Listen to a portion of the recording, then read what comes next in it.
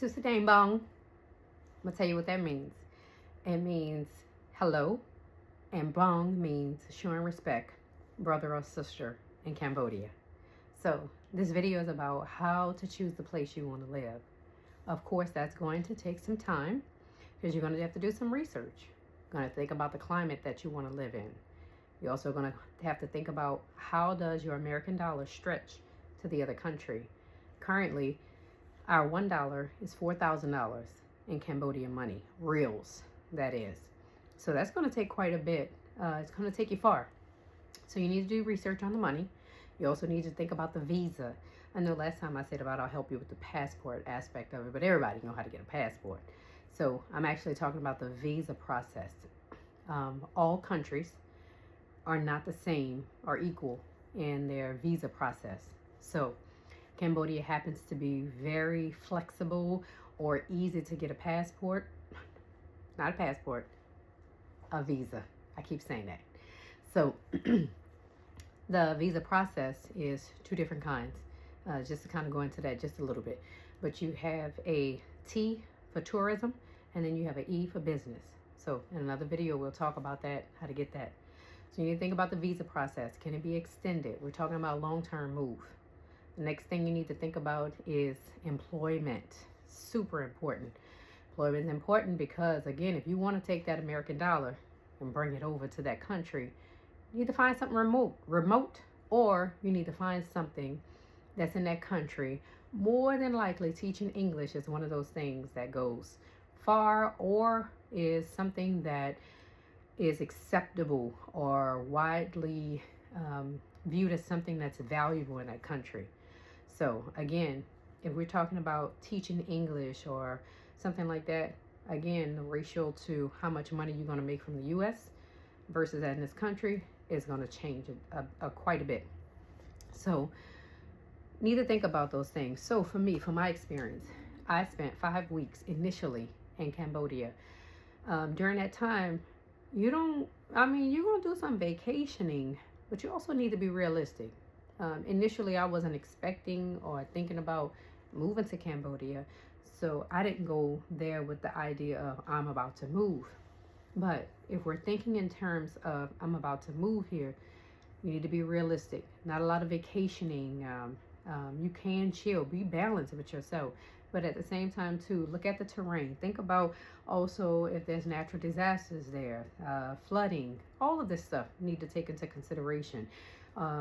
What are their seasons in Cambodia? There's 3 seasons. There is a hot and humid, real hot.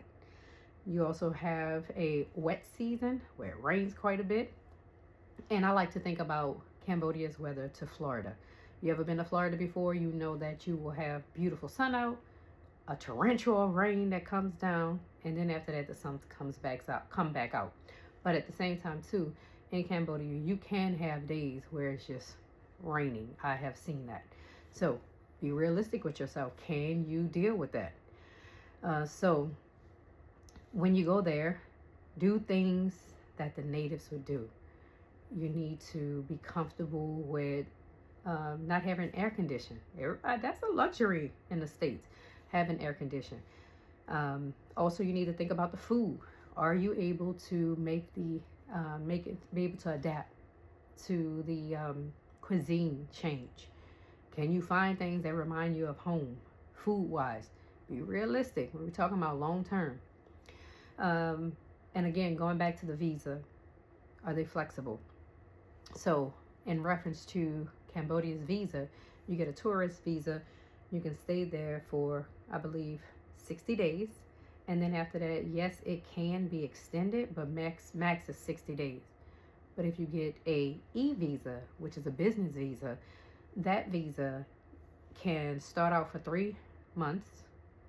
I believe that's right. I have to make sure I'm correct on that.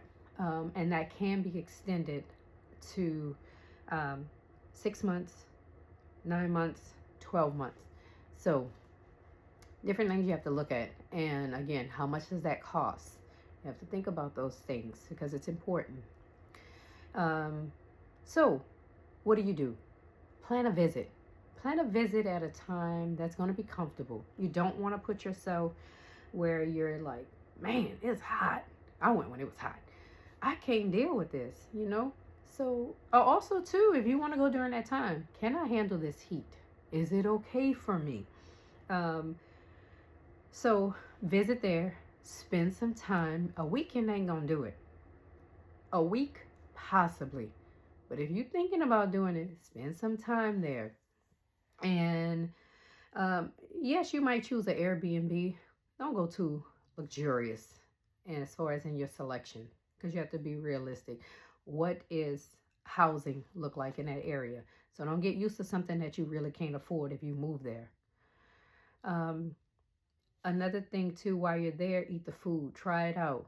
Talk to the natives if possible. Use Chat GPT. I'm telling you. That's going to help you with learning about the weather, the money exchange. Get on some of these formulas on Facebook to kind of see about the expats that's there. Where are they living? How are they liking it? That's going to be important too. So, also, when you get there, transportation. Are you okay with the transportation?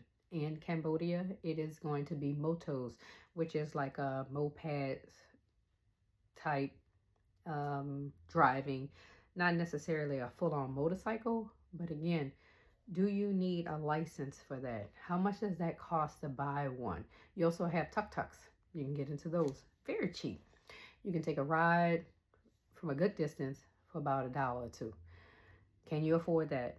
So all of these things are vital in your move to think about to see if this is something that you can do, can afford, and is this sustainable for a long period of time. So, um, I'm excited about the moto. I love the living, of course, that I'm going. But if you are considering it, take those things into consideration. So, probably on the next video, I can kind of show you the visa process. I also want to talk about how I sold everything that I had, my car, everything in my house. I would like to show you how I selected a um, a flight. What I'm trying to say is more or less of a airline that is going to be suitable for my move.